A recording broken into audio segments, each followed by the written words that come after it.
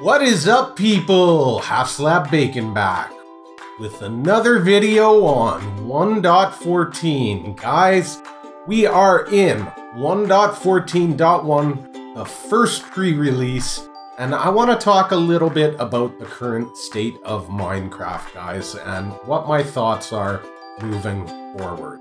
So I'm going to start out by saying they're not good. They're not good at all. I'm not trying to throw stones at Mojang as a company. I want to start out by saying that there's been some major changes with Mojang in the last few years. If we look back to about 2016, Mojang was about 70 people, and even that was big compared to what they used to be back in the days when the company was owned by Notch. So they expanded since then, and now I've heard words in recent history from a developer that they're over 300 strong. So in the last 3 years, 2+ years, we're talking about an over tripling, almost quadrupling, possibly quadrupling of the workforce. Now, anybody that's worked in major companies knows that comes with a lot of issues. There's growing pains, and I'm pretty confident that's part of what we're seeing in 1.14. It's a major change. They threw a lot in at once.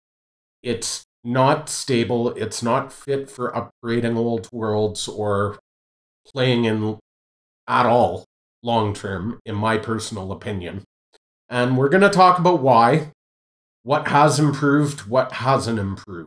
So there's been some major changes that I want to start out with, and that is spawn. I had mentioned in my last video about should you upgrade to 1.14, which there'll be a link to up in the corner somewhere if you want to check that out. I mentioned spawn changed. So let's cover the changes to spawn because this massively affects performance.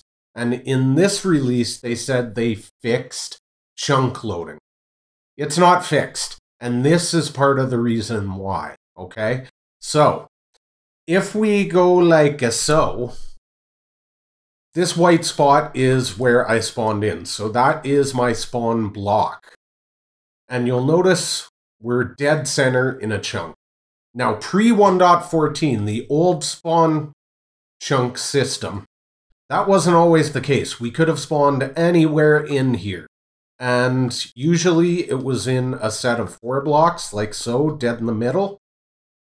And that determined where in the world your spawn chunks were going to be. So let's kind of go over the changes here. Typically, you would see, depending on whether you were in multiplayer or single player, and where in your chunk you spawned, you would see like a 10x10 active chunk loaded spawn area plus 2 chunks surrounding it, lazy chunks, or a 12x12. Sometimes, in rare cases, it could hit 13. Typically, 10x10, 12x12. Now, since I have to work from the center here to highlight the 1.14 changes, I've done an 11x11 here with each one of these blocks representing a chunk, and these being the lazy chunks. So you would typically see a 16x16. We've got a 15x15 here. Would be the most common area. Sometimes it would vary. As I said, could be a 14x14 in rare circumstances, could be a 17x17. In the new system, you will always see a 23x23. So a 19x19, which is this green row on the outside representing. So this light blue would be part of this green in 1.14. And that would equal your active, always active spawn chunks. And then this outer layer would represent your lazy chunks. So up to a 23x23. So when we go up, we look at that, that is a massive change. That's much harder on the system. It's got to check much larger areas for stuff like redstone activity, mob activity, passive mob spawning, etc. Another big change, and thanks to the boys at Psycraft, Methods, and some of the other guys that like to do code pulls for figuring some of this out, pre 1.14, if we wanted to keep this area active, say when you were in the Nether or in the End and you were the only player online, or when no one was on a multiplayer server, we would have to send items through portals at various frequency depending on the Minecraft version. That is no longer the case. This outer green area in 1.14 now, up to this, is always active, no matter what. That is a thing. So, again, much more resource intensive. And then there's this red area. This red area isn't lazy chunks, but apparently in 1.14, whenever a player spawns or goes into the spawn area here, this 11 by 11 section over here gets loaded into memory. I'm assuming it's supposed to be for quick reloading, but apparently what happens is all the mobs count against their mob caps in here. So passive or hostile. Now, hostile will despawn. The game will tell it to despawn them, right? But passive won't. So this has a negative effect, being as when you look at the size, if each one of these blocks represents a chunk, that is an insanely large area that it's looking at passive mobs for to count against the cap in the rest of the world. And that will stay loaded in. All the mobs in it will count until the server restart. And then this area won't count anymore, and it'll only be your spawn chunks. So, I don't think this idea, this design was well thought out, because what that's going to result to is this over here. No mobs, no passive mob spawning. And actually, that's not what's causing it, because obviously we have no passive mobs there. What we're doing to cause that is these guys over here. These guys now count towards your passive mob cap. Should they? No! But they do. So we're gonna kill those guys. And we're gonna leave those guys, and you'll see that no passive mobs spawn. Which is sad. It's a terrible thing, because iron farms, or your village or trading halls, yeah, they're now going to prevent passive mob spawning everywhere in your world whenever you load them. Because again, passive mob spawning is low, right guys? Like 10? Yeah, this is a thing. Another big issue we're seeing is performance degrading over time with worlds the longer they are loaded. I've noticed it just AFKing, and I'm pretty sure it's related to villager AI increasingly using CPU usage over time. But the SciCraft boys also discovered that an 11 by 11 area like this is also apparently left behind the player as we run about the world. It's loaded into memory and counting as well. So as I do this, there's an extra 11 by 11 area behind me outside of the loaded chunks that a player would normally load. So again, that's going to add to resource intensiveness, especially if you have multiple people playing on the server, further degrading performance over time. So they've still got work on the villagers. This is something that was marked as fixed. That is a problem. This guy's not working. He's not farming crops, clearly. It's been like this for a long time. These are all grown. He's doing nothing. This is marked fixed in this pre-release. Clearly, whoever marked it fixed spent zero time checking to see if the code they changed actually fixed it, because it's worse than it was in 1.14. So that's part of the problem when you have so many hands in the pot trying to rush stuff out. This kind of thing happens. Now, this is a snapshot, so this is kind of acceptable, I guess, depending on your opinion. But in full release, that shouldn't have been a problem. The AI with these guys is just broken, guys. These guys over here, we've got a real villager here. Smite 1 for 1 emerald. Looks a little cheap. This guy's got piercing 1 for 1 emerald. Looks a little cheap. This guy's got infinity for 1 emerald. This is a bug with them. You can use water to manipulate the cost of their trades, which I did here. If we break all these...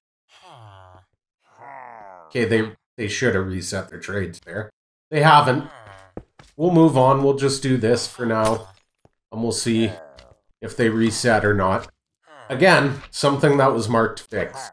These guys, previous version, their code was completely broken in the fact that if you had a raid going on in multiple spots in a multiplayer world, it would only allocate one raid at a time. So 2 players near 2 different villages. The raid would activate for both villages.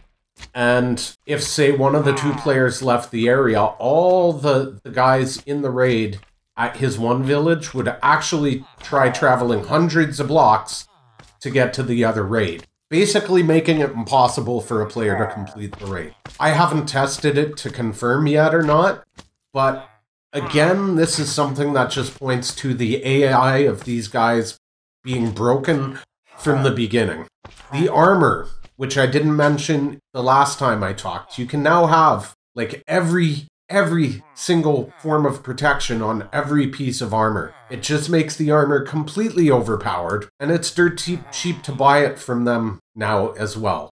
Essentially taking the challenge out of the game. I mean, when you've got, protection 5 of all the things on every piece of armor, you're invincible. Just protection 4 across all your diamond armor was already way overpowered. Now you can have blast, you can have projectile, you can have fire and protection on all your pieces and just be completely OP. I completely disagree with this. I think it was very poorly thought out. But it is what it is. That is works as intended according to them. New to 14.1, so hopefully we'll see this fixed. See a problem? That should have gotten a 1-tick pulse, right? And shut back off. Watch this. That updated it. See another problem? Watch this. What? What? What? That updated that? What's going on here? Why is this so broken?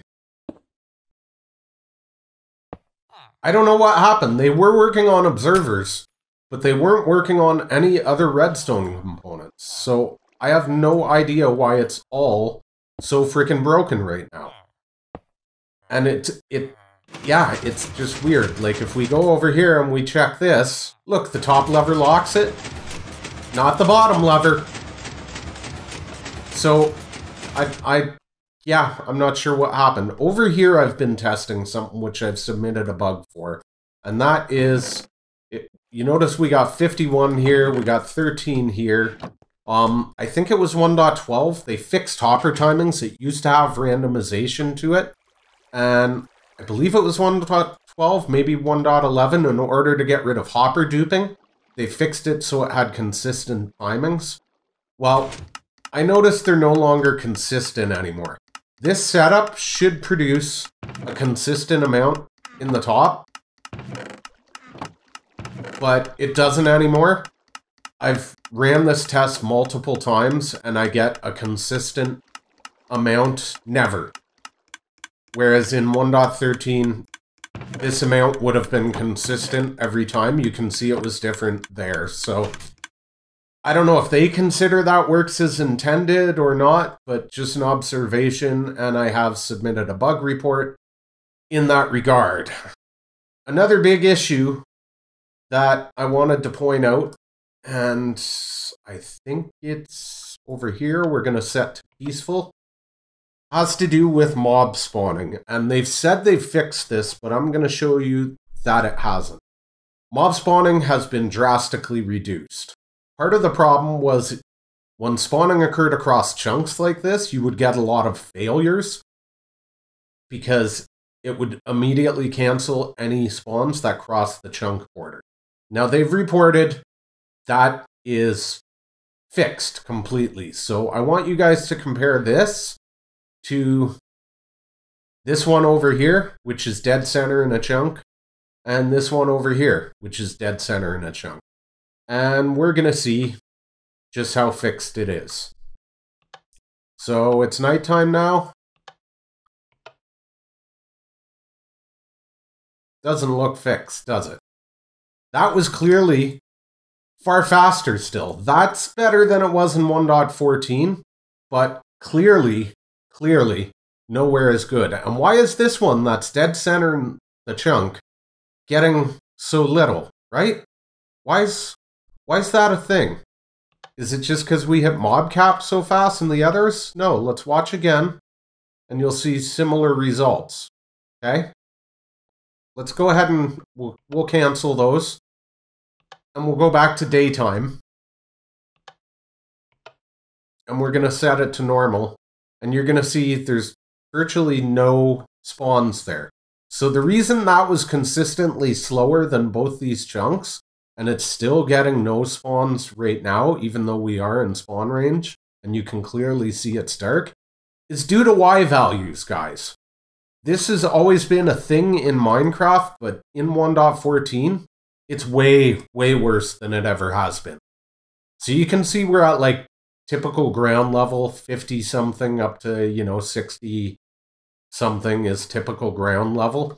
And just this row of blocks is enough to basically completely cancel out spawns down there. Even though in the center, we've got a light level of freaking 0.